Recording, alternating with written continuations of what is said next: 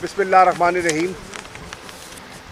मैं सबसे पहले तो मलिक साजिद नवाज़ साहब को, हमारे MPA वसीम खान बादोदई साहब को और इनकी यूनियन काउंसिल के तमाम दोस्तों को मुबारकबाद पेश करता हूं कि अल्हम्दुलिल्लाह इनकी यूनियन काउंसिल में जो रफ़ाए आम्मा के काम हुए हैं वो दिखाई दे रहे हैं और इंशाअल्लाह आने वाले दिनों में मज़ीद इनकी तवक्कुआत पर पूरा उतरने की पूरा इरादा भी है और इंशाअल्लाह हमारी कोशिश भी होगी। वसीम खान बादोदई जिंदाबाद। वसीम खान बादोदई। अब मैं दो तीन चीज़ें जो हमारा मुल्तान का मीडिया मौजूद है मैं अर्ज़ करता चलूँ। पहली बात तो ये है कि आजकल अखबारात में, टेलीविज़न पर बड़ा चर्चा है कि जी जलसे होंगे, जुलूस होंगे। तो हमारे लिए जलसे जुलूस कोई नई बात नहीं है। जलसा जुलूस बर्रे सग़ीर की सियासत का हिस्सा है, पहले भी होते रहे हैं, आइंदा भी होते रहेंगे। हम खुद जलसे जुलूसों के माहिर हैं और काफ़ी महारत रखते हैं और तहरीक इंसाफ को किसी जलसे या जुलूस से ख़ाइफ होने की न ज़रूरत थी न है। अल्हम्दुलिल्लाह जमहूरी अंदाज में आगे बढ़ते चले जाएंगे और जमहूरी तरीके से जो भी कार्रवाइयाँ हैं उनका जमहूरी अंदाज में और जमहूरी ज़बान में, पार्लिमानी ज़बान में उसका जवाब भी देंगे। बेटा इसकी ज़रूरत नहीं है यार, छोड़ दें इसको। दूसरी बात मैं जो अर्ज़ करना चाहता हूँ कि ये जो PDM का एक इत्तेहाद हमारे सामने दिखाई दे रहा है, मेरी नज़र में ये एक गैर फितरी इत्तेहाद है। इसमें कोई नज़रियाती ममासलत नहीं है, इसमें कोई नज़रियाती यकजहती नहीं है। ये एक मफादात को सामने रखते हुए एक गैर फितरी सा इत्तेहाद है, क्योंकि इनमें कोई आइडियोलॉजिकल यकसुई नहीं है। आप देखिए कि मुख्तलिफुल ख़याल, मुख्तलिफ सोच, मुख्तलिफ एजेंडास के लोग यकजा हुए हैं और मकसद क्या है कि अपने जो एहतसाब के अमल जो अपने मंतकी अंजाम को पहुंच रहा है उससे किस तरह बचाव हासिल किया जाए। हद्दुल वसा कोशिश की गई कि कोई मुकमुका हो जाए। तहरीक इंसाफ ने और इमरान खान ने उसको मुनासिब नहीं समझा। नशिस्तें हुई और 34 नुकात सामने रखे गए और उनका ख्याल था कि हुकूमत वक्त फैटफ के कानून साजी को ढाल बनाते हुए हम हुकूमत से रियायत ले पाएंगे, जो कि ना हो सका। और जब उन्हें ये वाज़े हो गया कि हुकूमत इस पर करप्शन के मामले पर या एहतसाब के अमल पर कोई रियायत देने का इरादा नहीं रखती, तो फिर आपने देखा कि एक इत्तेहाद ने जन्म लिया और ये इत्तेहाद मेरी नज़र में एक गैर फितरी है और मुझे देर पा दिखाई देता नहीं है। मैं समझता हूं कि आने वाले दिनों में ये कायदीन जो यकजा हुए हैं इन्हें देखना होगा कि क्या जो कोरोना की स्प्रेड हो रही है उसको सामने रखते हुए इस किस्म के इज्तिमात से क्या वो लोगों को مزید انفیکشن سے ایکسپوز کر رہے ہیں، سوچنے کی بات ہے، یا نہیں کر رہے؟ کیونکہ آپ کے سامنے ہے کہ اب یورپ میں بھی کل میری ملیشیا کے وزیر خارجہ سے بات ہو رہی تھی، وہ کہہ رہے تھے کہ وہاں بھی ایک دفعہ پھر انفیکشن کا ریٹ بڑھ رہا ہے۔ تو کیا اس عمل سے لوگوں کے لیے وہ آسانی پیدا کر رہے ہیں یا مشکلات پیدا کر رہے ہیں؟ یہ بھی دیکھنے والی بات ہے۔ اب اگلی چیز جو میں عرض کرنا چاہتا ہوں وہ یہ ہے، ایک طرف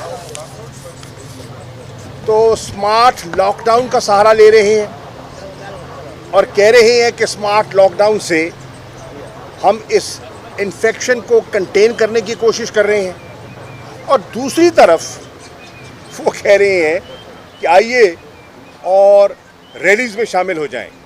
تو یہ ایک، میں سمجھتا ہوں کہ ایک تضاد ہے، اور انہیں اپنے اس فیصلے پر نظر ثانی کرنی چاہیے۔ اگر وہ عوام سے خیر خواہی چاہتے ہیں تو اس پر نظر ثانی کریں۔ دوسری چیز، آئے دن ہم ان کی گفتگو سنتے ہیں اور انہیں معاشی جو پریشانیاں ہیں عوام کی، روزانہ شام کو ٹیلی ویژن پر بیٹھ کر وہ اس پر اظہار رائے کرتے ہیں، ان کا حق ہے، ضرور کریں۔ لیکن سوال یہ ہے، پہلے تو یہ آج جو پاکستان کی معاشی مشکلات ہیں یہ پیدا کس نے کی؟ پچھلے 2 سال سے جن مشکلات کا ہم سامنا کر رہے ہیں وہ مشکلات کی بنیاد کس نے رکھی؟ آج جو لوگ مہنگائی میں پس رہے ہیں یا انہیں مہنگائی کا ہمیں سامنا ہے، کون کردار ہیں اس کے ذمہ دار؟ یہ جو LNG کے معاہدے ہوئے ہیں، یہ جو IPPs کے معاہدے ہوئے ہیں، جس کے تحت انہوں نے پوری قوم کو کیپیسٹی پر اور فکس ریٹس پر جکڑ کے رکھ دیا ہے اور عام آدمی پر اس کا بوجھ پڑ رہا ہے، اس کا ذمہ دار کون ہے؟ آج جو زراعت کی کہہ رہے ہیں کہ جی چینی آٹا، بالکل صحیح ہے، ہمیں پورا احساس ہے کہ یہ مشکلات ہیں، لیکن سوال یہ ہے کہ پچھلے 5 سال میں آپ زراعت کی گروتھ کو دیکھ لیں، کہاں کھڑی تھی؟ یہ پچھلے 1.5 سال میں تو نہیں ہو گیا۔ اس کی ذمہ داری قبول کریں، اور یہ مگرمچھ کے آنسو بہانے کی ضرورت نہیں ہے۔ اگر واقعی انہیں عوام کی معاشی خوشحالی میں دلچسپی ہے تو پھر وہ جو اکنامک ریکوری ہو رہی ہے اس کے راستے میں سیاسی عدم استحکام پیدا کر کے رکاوٹ نہ بنے۔ یہ ہے، اگر آپ کو عوام کے اور پاکستان کے مستقبل میں دلچسپی ہے تو آپ کو اس کے بارے میں سوچنا ہوگا۔ اور پھر قومی ادارے ہیں، قومی اداروں پر جب آپ نقطہ چینی کریں گے تو آپ کس کے ایجنڈے کو تقویت دیں گے؟ آج دنیا بھر میں پاکستان کے نیشنل انسٹیٹیوشنز پر کڑی تنقید کون کر رہا ہے؟ پاکستان کے مخالف۔ اگر آپ پاکستان کے مخالفین کے ایجنڈے کو ہوا دیں گے تو یہ ملکی مفاد میں نہیں ہے۔ آپ کو اس پر بھی میں سمجھتا ہوں نظر ثانی کرنی ہوگی۔ نادان دوست جو ہیں وہ اپنے ہی ملک کا، میں کسی کی حب الوطنی پر شک نہیں کر رہا، میں ان کی نادانی پہ حیران ہوں کہ جو ان کے اقدامات ہیں اس سے انجانے میں وہ ان کی مدد کر رہے ہیں جو پاکستان کے خیر خواہ نہیں ہیں۔ اس کے بعد جو عرض کرنا چاہوں گا وہ ہے، اس وقت جو وہ پورے ملک میں شور و غل پیدا کرنے کی کوشش کر رہے ہیں وہ کس دنیا کی نظر کہاں سے ہٹا رہے ہیں؟ پاکستان کی حکومت کی کوشش ہے کہ ہندوستان جو مقبوضہ کشمیر میں کر رہا ہے اس میں ہندوستان کو بے نقاب کیا جائے، ان کے ایجنڈے کو بے نقاب کیا جائے، وہ جو انسانی حقوق پامال کر رہے ہیں انہیں بے نقاب کیا جائے۔ افغانستان میں جو امن کا عمل ہے اس کو آگے بڑھایا جائے۔ جب آپ اپنے ہاں افراتفری پیدا کرنے کی کوشش کریں گے تو اس کا فائدہ کیا پاکستان کو ہوگا، یا پاکستان کی عوام کو ہوگا، یا پاکستان کی معیشت کو ہوگا؟ یہ بھی قابل غور بات ہے اور اس پر غور ہونا چاہیے۔ اور آخری بات جو میں کرنا چاہ رہا ہوں کہ آج میں بیان پڑھ رہا تھا ایک سیاسی لیڈر کا، اور وہ کہہ رہے تھے کہ گلگت بلتستان کے انتخابات میں اگر کوئی دھاندلی ہوئی تو اس کے بڑے بھیانک نتائج نکلیں گے۔ سوال یہ ہے ابھی تو انتخابات ہوئے ہی نہیں، آپ کو شکست کا خوف آپ پر طاری کیوں ہو گیا ہے؟ اور اگر آپ سمجھتے ہیں کہ شفاف انتخابات کے لیے آپ کے پاس کوئی تجاویز ہیں تو ہم نے تو دعوت دی تھی، آپ سب کو دعوت دی تھی۔ میں اس میٹنگ میں موجود تھا جس میں سب جماعتوں کے قائدین موجود تھے، اور ہم نے ان سے کہا کہ اگر آپ کے پاس تجاویز ہیں تو وہ تجاویز سامنے رکھیے، آئیے مل بیٹھ کر دیکھتے ہیں کہ شفاف انتخابات کے لیے ہم کیا اقدامات اٹھا سکتے ہیں۔ گلگت کی بلتستان کی اہمیت سے ہم غافل نہیں ہیں، حساس علاقہ ہے، اور ہمارے علم میں ہے کہ کچھ قوتیں ہیں اور کچھ طاقتیں ہیں وہاں شورش کو ہوا دے رہی ہیں، اور ان کے اپنے ایجنڈاز ہیں، اور اپنے ایجنڈاز کو ان کے فروغ کے لیے وہ اقدامات اٹھا رہے ہیں۔ ہم نے دعوت دی، 2 میٹنگز کے لیے دعوت دی، انکار کس نے کیا؟ ہم نے نہیں کیا، انہی قائدین نے کیا ہے جو آج کہہ رہے ہیں کہ ان کو خدشات ہیں۔ تو میں آج بھی سمجھتا ہوں کہ پاکستان کی عوام، پاکستان کے لوگ سادہ نہیں ہیں، سمجھدار ہیں، وہ ہر بات کو پرکھ بھی سکتے ہیں اور تول بھی سکتے ہیں، اور تول کے انشاءاللہ جو فیصلہ کریں گے وہ ملک کے مفاد میں کریں گے۔ شکریہ۔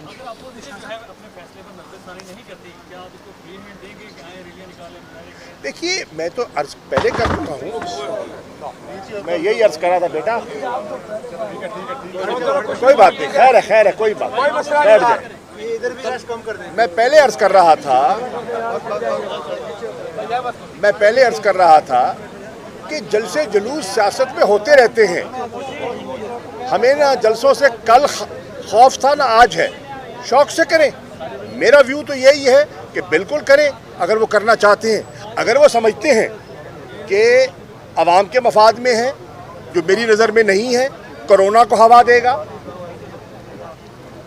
ہماری نظر میں معیشت کو نقصان پہنچائے گا، لیکن اس کے باوجود اگر وہ کرنا چاہتے ہیں تو ہمیں کوئی اعتراض نہیں۔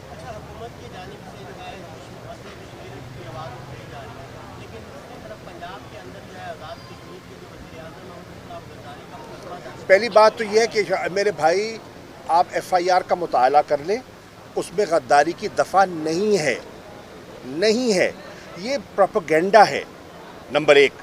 آپ پڑھ لیں نا، اس پہ دفعہ نہیں ہے، نمبر 1۔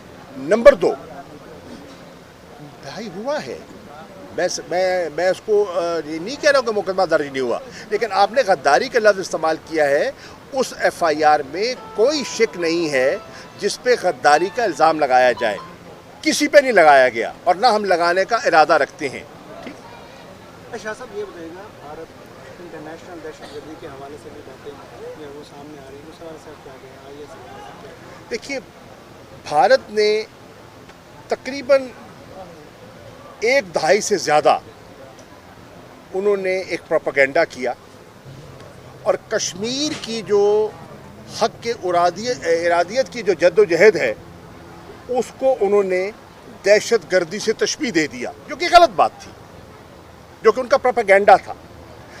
پاکستان نے آج دنیا کو ہم قائل کرنے میں کامیاب ہو گئے ہیں کہ وہ ایک پیپلز ریزسٹنس ہے، بھارتی اقدامات کے خلاف کشمیری عوام کی ایک تحریک ہے ان سے نجات پانے کے لیے اور حق خود ارادیت کے حصول کے لیے ان کی تحریک ہے، اور آج دنیا اس کو قبول کر رہی ہے۔ بلکہ اب باہر کے جریدے لکھ رہے ہیں کہ بھارت ایسی تنظیموں کی پشت پناہی کر رہا ہے جو دنیا کے امن کو، افغانستان کے استحکام کو داؤ پر لگانا چاہتے ہیں، اور یہ بھارت کا جو چہرہ دنیا پہلے نہیں دیکھ پا رہی تھی، ان نئی رپورٹ سے وہ عیاں ہوتا جا رہا ہے۔ کوئی ضرورت نہیں ہے بھائی جان،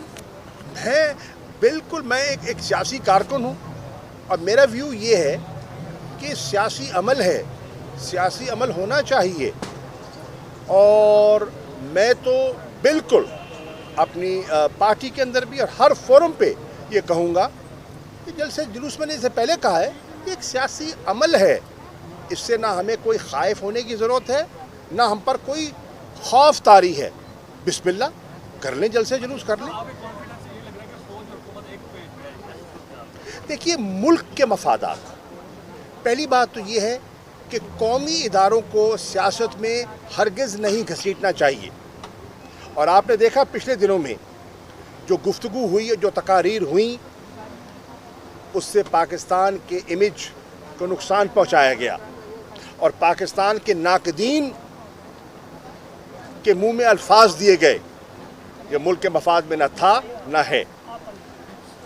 قومی ادارے قانون اور آئین کے دائرے کے اندر رہتے ہوئے اپنا کام کر رہے ہیں اور کرتے رہیں گے، اور حکومت کو ان پر پورا اعتماد ہے کہ وہ جو فیصلے کر رہے ہیں وہ پاکستان کے انٹرسٹ میں کر رہے ہیں۔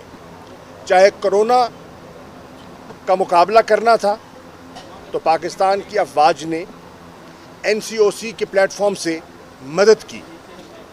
لوکسٹ کا جب چیلنج آیا تو خدشہ تھا کہ پوری زراعت جو ہے وہ اس سے متاثر ہو سکتی تھی، لیکن آپ نے دیکھا کہ قومی اداروں نے لوکسٹ کے کنٹرول میں بھی سول گورنمنٹ کی پوری مدد کی۔ جب کراچی میں بے پناہ بارشیں ہوئیں اور سندھ میں بارشوں کی وجہ سے جو علاقے متاثر ہوئے، تو قومی اداروں نے، چاہے NDMA تھا، چاہے ہماری افواج تھی، چاہے ہمارے رینجرز تھے، انہوں نے اپنا کردار ادا کیا۔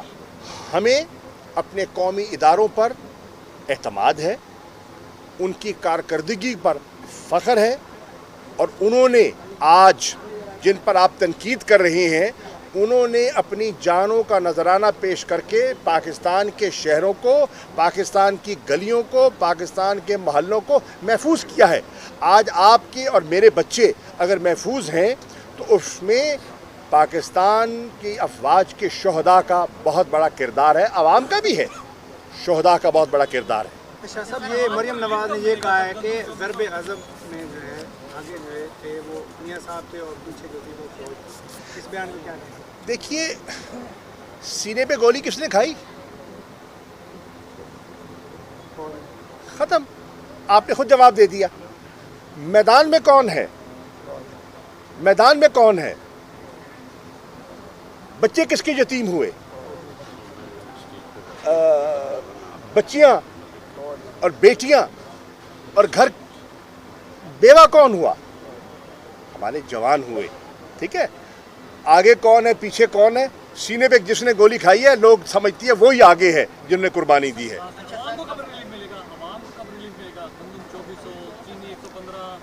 عرض یہ ہے، بالکل دیکھیے، ہماری حد الوسع کوشش ہے کہ عوام کو ریلیف ملے۔ ہم ایک منتخب حکومت ہیں اور عوام کے اندر رہتے ہیں، اور عوام ہی کے سامنے جانا ہے اور عوام کے سامنے جواب دہ ہوں گے۔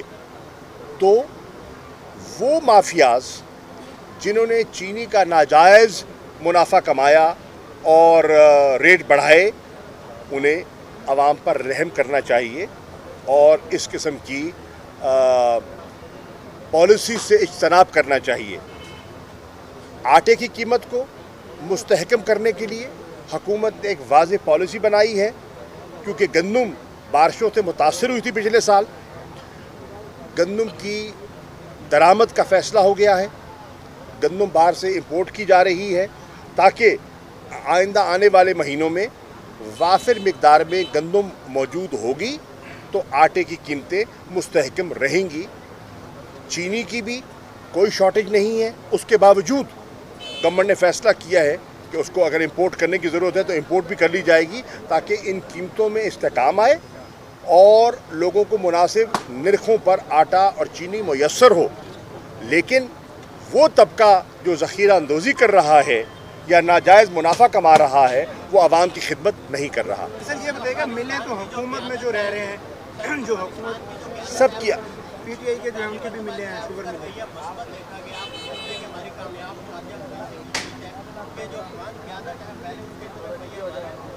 देखिए बिल्कुल आप देखें वो अफ़गानिस्तान जो पाकिस्तान पर तनकीद करता था, अभी उनकी जो चेयरमैन हैं हाई काउंसिल पीस और रिकन्सिलिएशन के डॉक्टर अब्दुल्ला वो 3 रोज़ा दौरे पे आए थे। उनके बयानात, उनके ख्यालात आपने सुने। सदर अशरफ गनी से वज़ीर आज़म की ख़ुद बात हुई और आज अमेरिका मोतरफ़ है और पाकिस्तान ने अमन के अमल को आगे बढ़ाने में जो किरदार अदा किया है उस पर मोतरफ़ है। तो वो बयानिया जो पाकिस्तान के ख़िलाफ़ बनाया जाता था, अल्हम्दुलिल्लाह मौजूदा हुकूमत उस बयानिए को तब्दील करने में कामयाब हुई है और उन लोगों को जो हमारे ख़िलाफ़ प्रोपेगेंडा करते थे उन्हें बेनकाब करने में हमें कामयाबी हासिल हुई है और आज बयानिया तब्दील हो चुका है पाकिस्तान के हक़ में।